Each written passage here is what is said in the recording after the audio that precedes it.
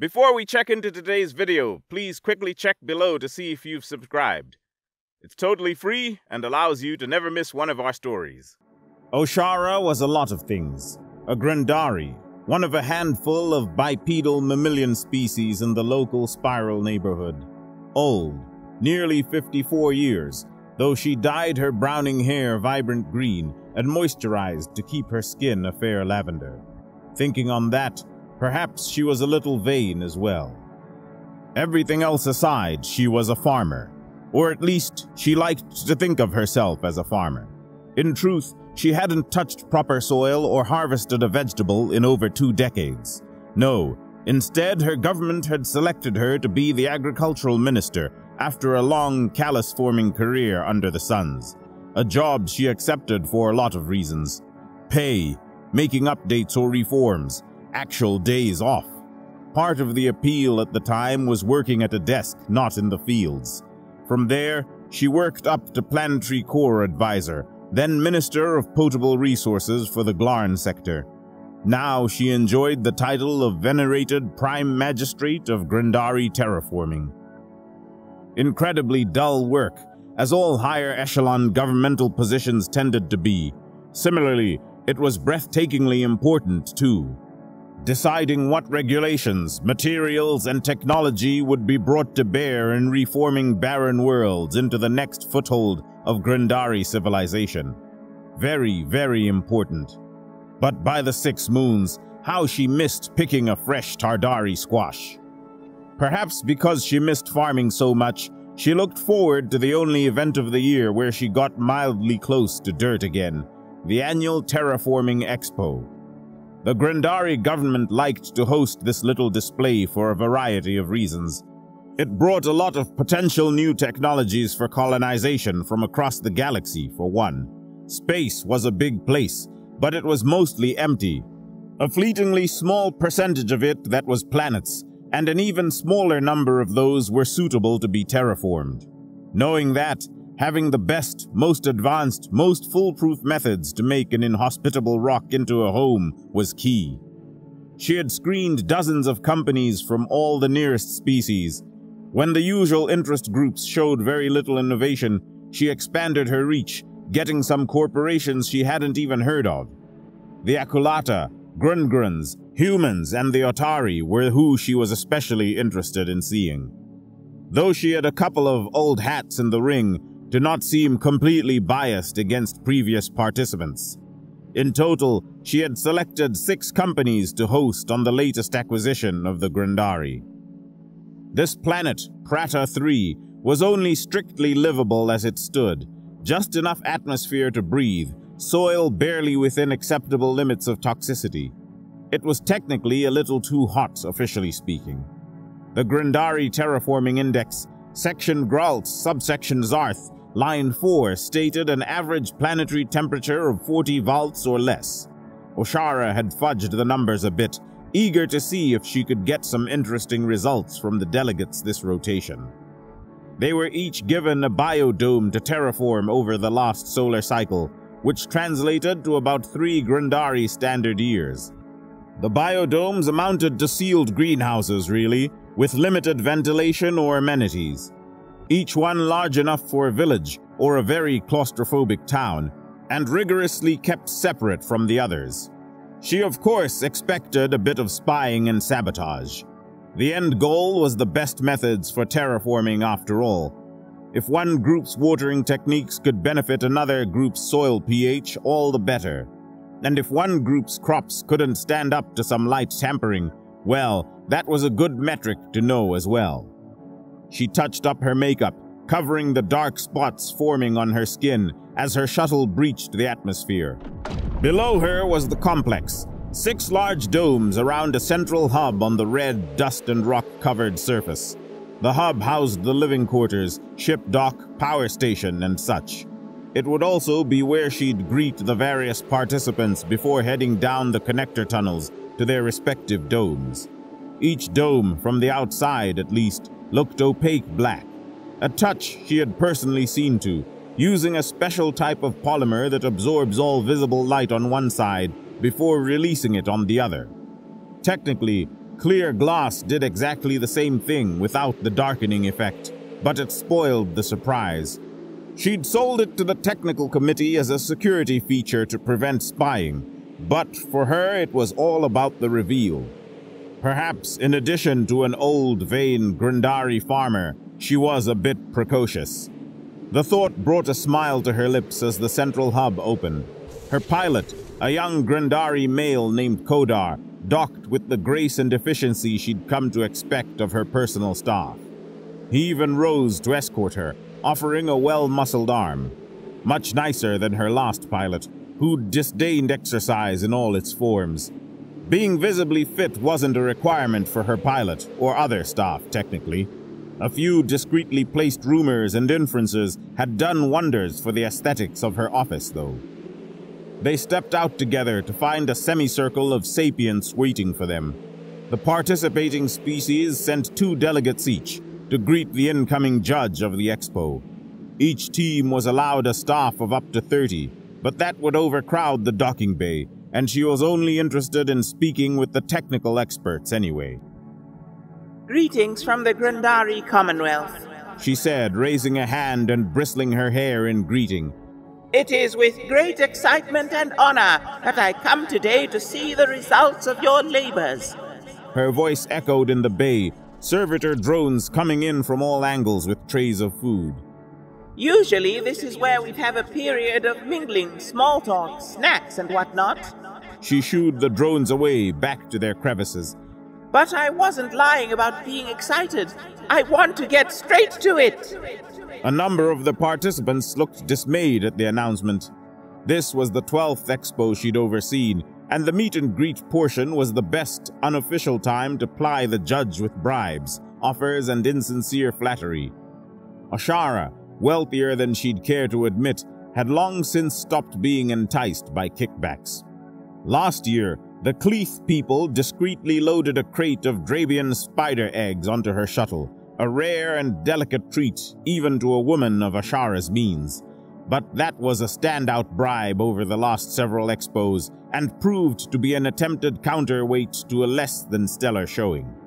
So instead of dancing around saying no to all the attempts at buying her approval, she wanted to just see their work, base the merit of their submissions on, well, their merit. I believe, she said, eyeing the group, that the Grungruns are the first on the docket. 2 largely spherical, meter-tall individuals hobbled forward on their 4 stumpy legs. Most of their pale green skin was covered by painted-on insignia and patterns instead of clothes. Oshara was glad of the uniqueness of the coverings, since it allowed her to tell the otherwise identical pair apart. Greetings, most warm Prime Magistrate, one of the spheres said, voice far more lyrical and light than she would have expected. Please come this way. It motioned with a stubby 4-digit hand at a car of sorts, clearly meant for the Grun physiology. Kodar, the sled, Oshara said, patting her pilot on the arm. He dutifully scampered away to retrieve the small, comfortable hover sled from the shuttle. Before long, they were following the Grun down the connective tunnel to their biodome, while the other delegates mingled or retreated to their own spaces. Oshara looked over the stats for their biodome's output on the drive, mostly to kill time, but also to inform her questions. The Grun had excellent numbers overall, but they included worrying dips and spikes in their food, lumber, and oxygen. She wondered at the cause when they stopped at the biome door. Welcome to the humble showing of the Galthrax Bioworks, one of them said, leading her inside. They walked along a high observation gantry to better look at the unerring geometry of the project below. Oshara noted perfectly square copses of trees, where each tree seemed identical to the one beside it. Additionally, fields of crops, also square, sported row upon row of neatly trimmed food, being harvested by a multitude of Grungruns. Oshara looked down at her escorts. Part of the regulations was that you would only have 30 workers. I see several hundred down there. Indeed, at a conservative guess, there were nearly 500 of the squat spheroids roaming the grounds. A simple misunderstanding. Those are not grun-grun, said the one Oshara was beginning to think of as the leader of their duet. Our people reproduce by cloning. There is, however, a 5% defect rate. Those are the defects. They are not workers as much as they are biological drones. Careful screening ensures that they are perfectly complacent but competent laborers. Oshara made a note to look into the news about a grun-grun mining facility uprising she'd read about some months back. Otherwise, she decided to move on. Very well, she huffed, not wanting to impinge on another culture's methods, however distasteful. On the way in, I noted excellent production numbers, save for dips in all sectors at semi-regular intervals. Could you please explain? Ah, yes, the other one spoke up, moving forward. Just as the grun-grun are clones, so too are our products. Perfectly identical down to the wood's lamellar strata. This allows us to very quickly grow massive quantities of food, lumber, and oxygen-producing algae. We have even grown a section of tara-tara fruit for you to sample. They motioned, and a smaller, emaciated-looking spheroid hobbled toward them, holding a platter of diced-up fruit. I appreciate the offer, Oshara said, but gestured for the defective clone to hobble somewhere else. But I'm still curious about these dips in production. Well, clones have a certain weakness to pathogens and fungus. The words sounded like they actively hurt to say. If a bacterial strain or fungal carrier finds a foothold in the product, it has effectively rendered that entire product line unusable. At least until one of our geneticists can synthesize a better genetic code. Every few months, we've had to scrap the project and start over. That was not ideal. Even so, the productivity was staggering despite the setbacks.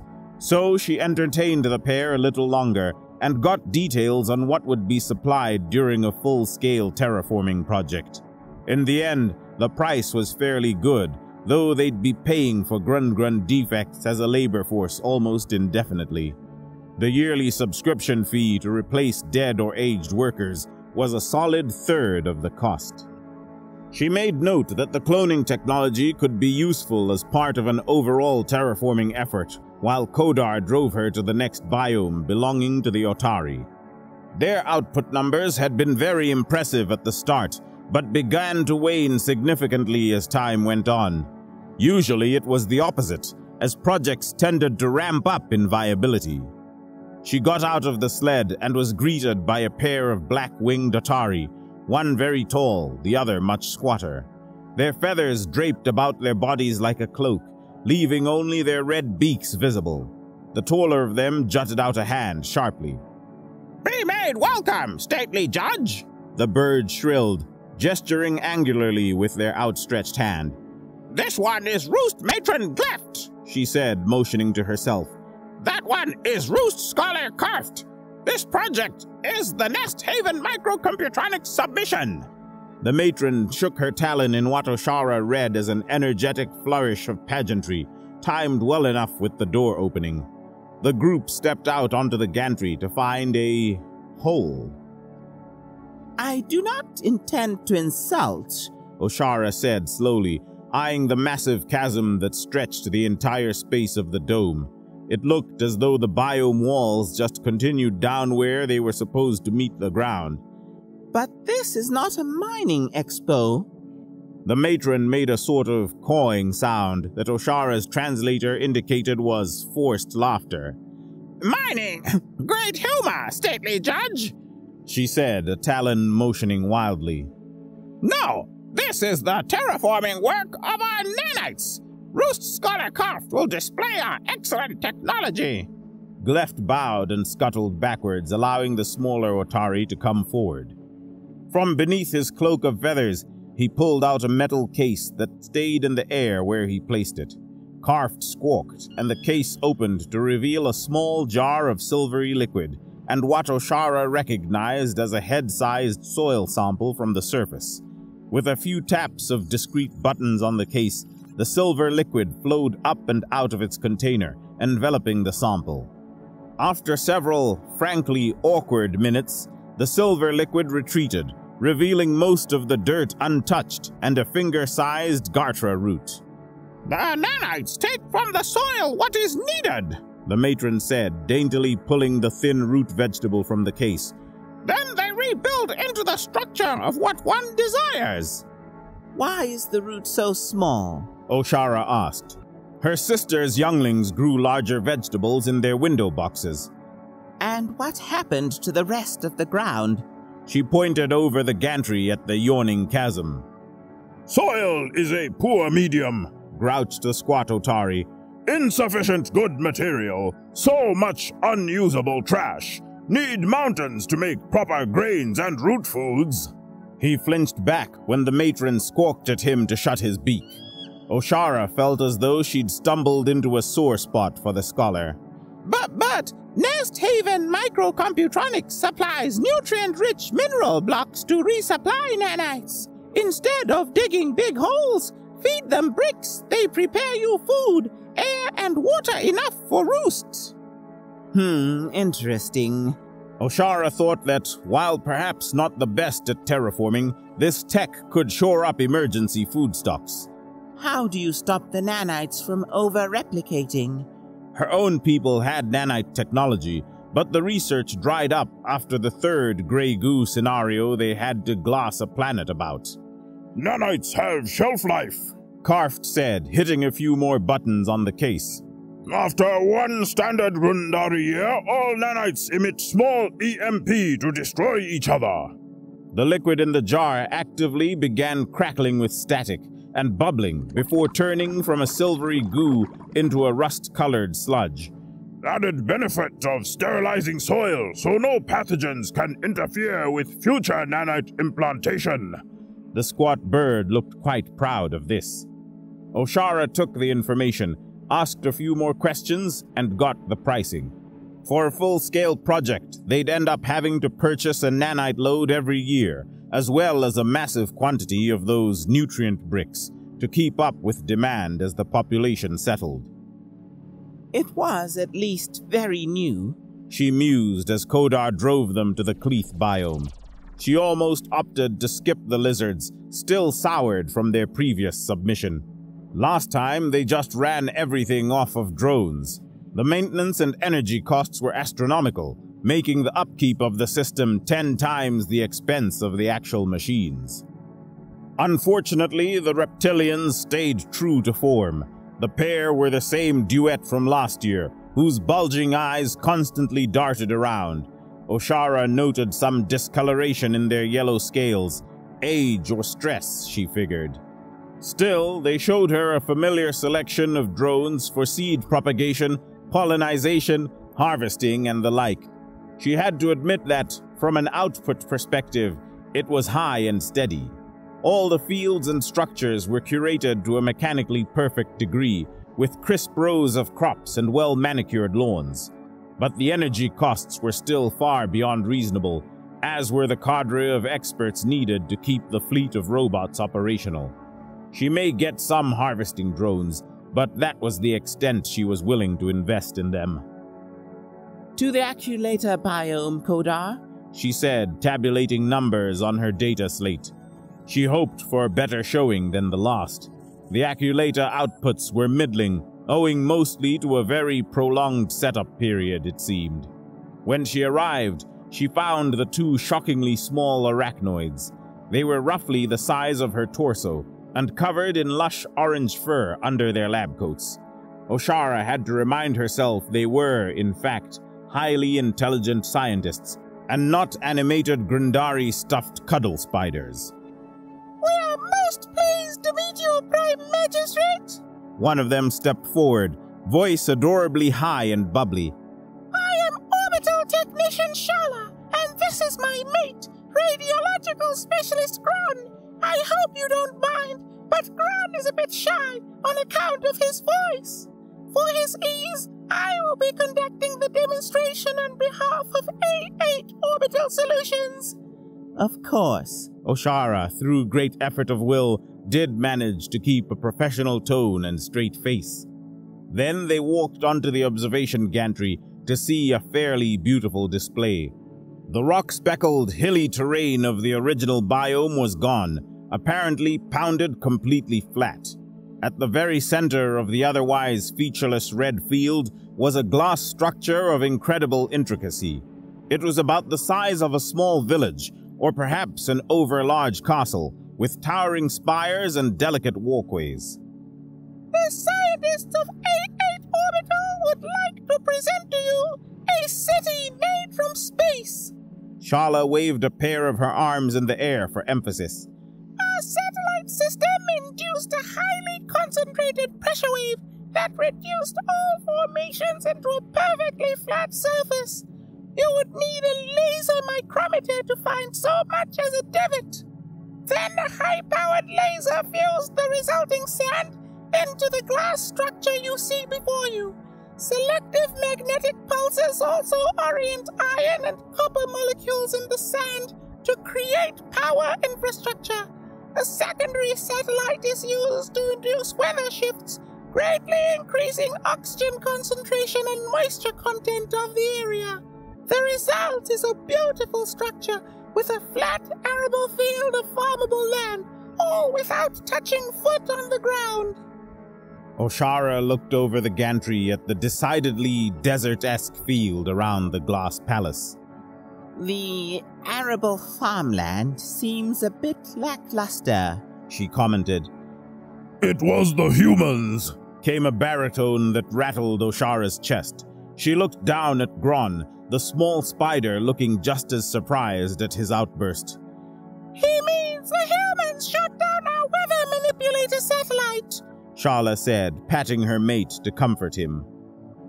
Why would they go and do that? O'Shara asked, thinking that it was a fairly overt display of sabotage.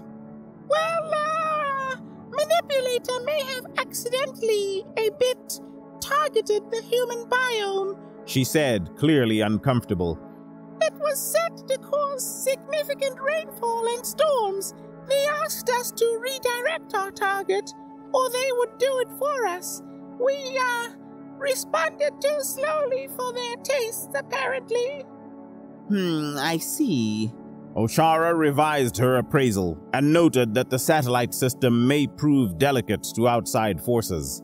It wouldn't do if a pirate or otherwise malignant power swung through orbit and essentially halted a terraforming project. In addition, the satellites worked objectively slow.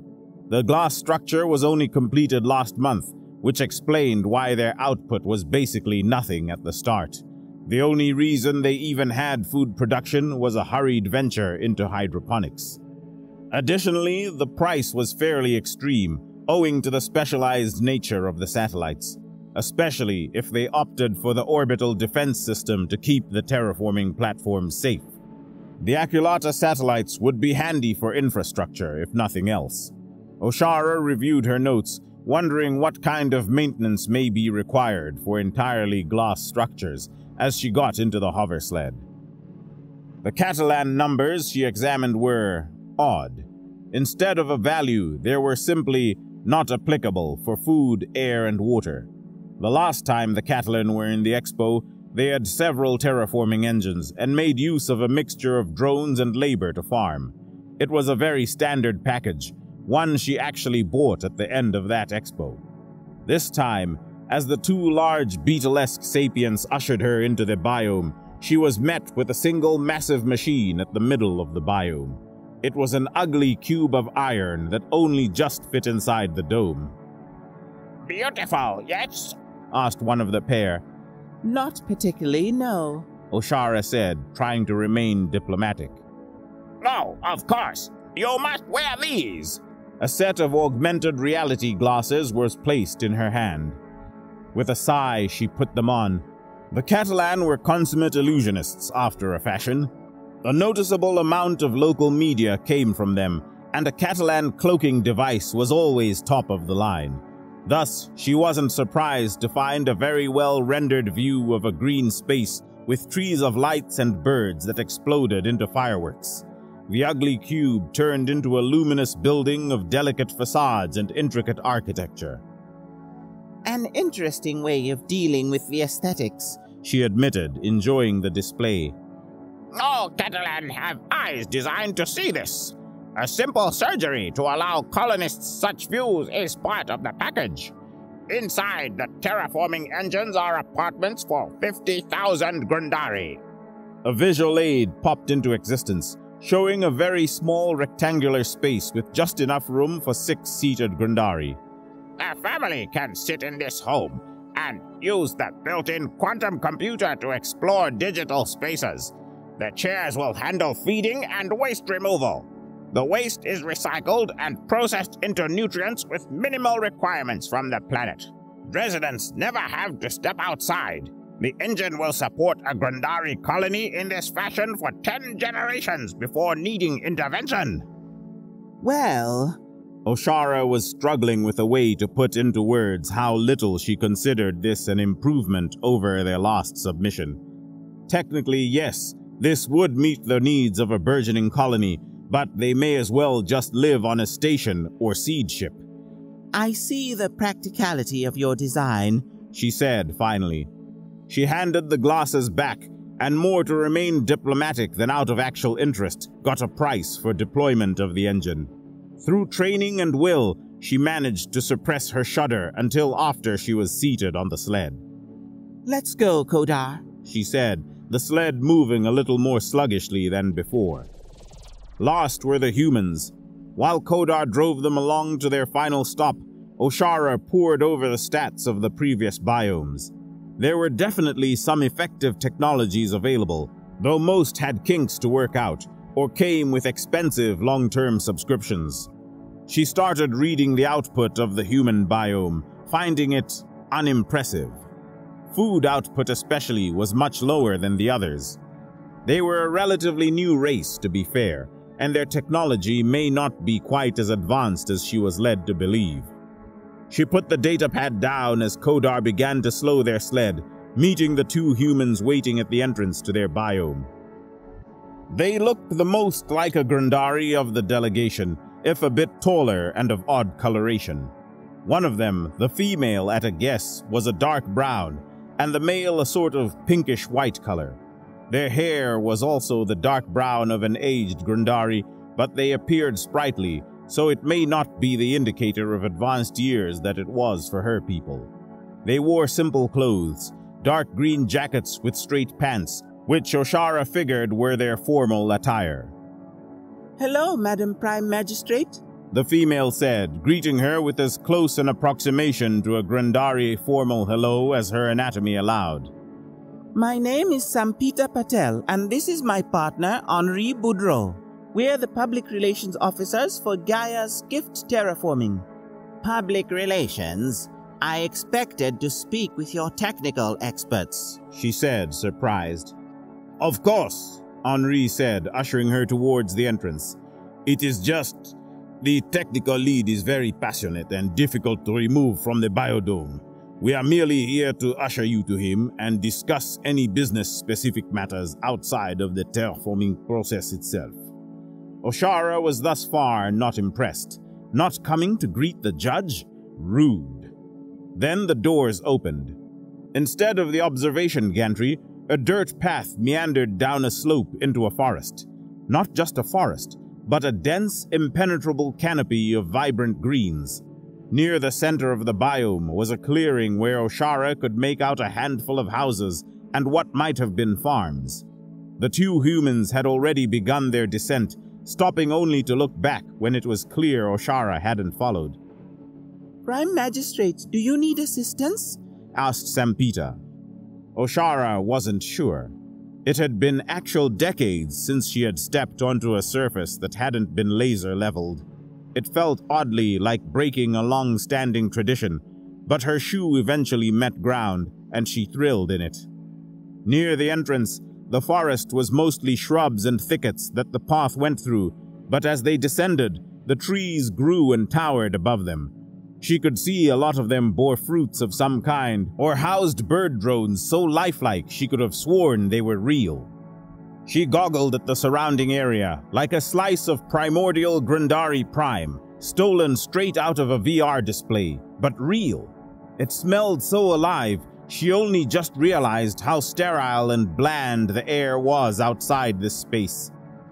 It's all, very impressive, she admitted, reeling in her feelings as they walked.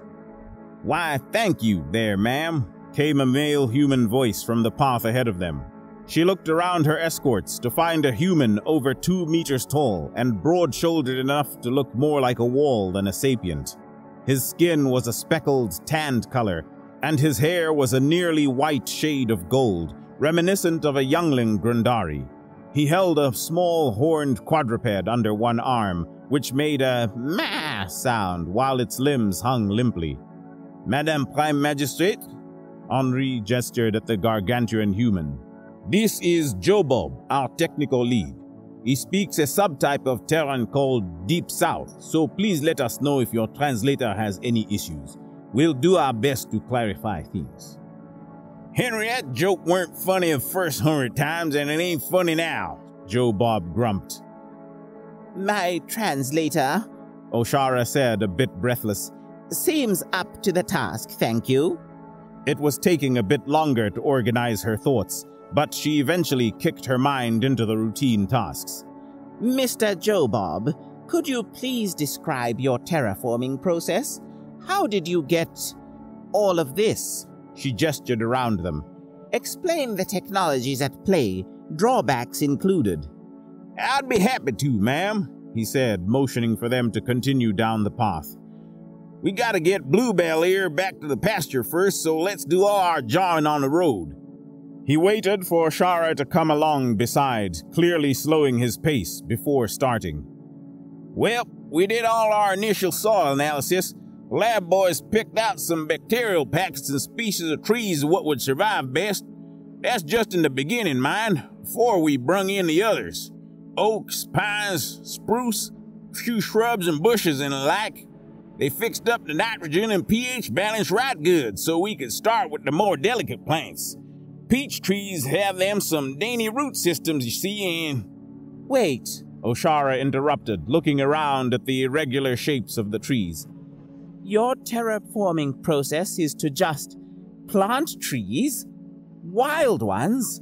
She asked, aghast at the primitive method. Course, Jobob said back, as though that was a sincerely odd question. Mama's been making trees and fixing soil since forever, and she's gonna keep doing it forever from now. But this is chaos! Oshara looked around, for the first time in even vaguely recent memory, being unable to find a single straight line or right angle anywhere. No, it ain't. Jobob appeared genuinely confused at the outburst. It's nature. She grows where she needs to, over that way, he said, pointing in, so far as Oshara was concerned, a random direction. There were a ridge, kept collapsing into the river until some deep-root blackberry bush grew in. Nothing else could grow there, too unstable. Mama picked a good, fast-growing plant with bone-deep roots what to make the area rock solid. Now there's a fox den in the bramble, which is good, because we needed a few more predators what for keeping the bird population down. Bird population? Oshara looked up, hearing actual, real, alive birdsong echo through the tree limbs. Not drones? Why in the heck would you need drones for nothing? Birds spread seeds, cause that's what they do. They also keep the bugs in check, and they sound pretty. Bugs? Oshara nearly shouted, feeling unstable on her feet. Did you have contaminated building materials? You ask some silly questions if you don't mind me saying, Jobob said, setting the quadruped down as they broke out into the central clearing. We brought the bugs. Mama needs pollinators, waste removal, carrion eaters, the whole batch. He rested a hand on a nearby tree, a gentle, loving smile on his face. You've, mentioned this Mama a couple of times now. Oshara tried to, once again, get back to her job. Is it some kind of AI in charge of this project? What? Artificial intelligence, JB. A computer. Sampita clarified. No. I mean Mama Nature, Joe Bob said. She's in charge here. When there are too many herbivores, she balances with more predators. If it gets too hot, she makes darker plants, what for absorbing more sun. Bad weather happens, she makes the roots go deeper. You talk like this is some kind of sentient organism, Oshara said, gesturing at the tree. Yes, Joe Bob replied, raising an eyebrow. She's as alive as you or me, and smarter than either. Well, she's smarter than me, anywho. Joe Bob gave Oshara a little nudge that nearly had her toppling over.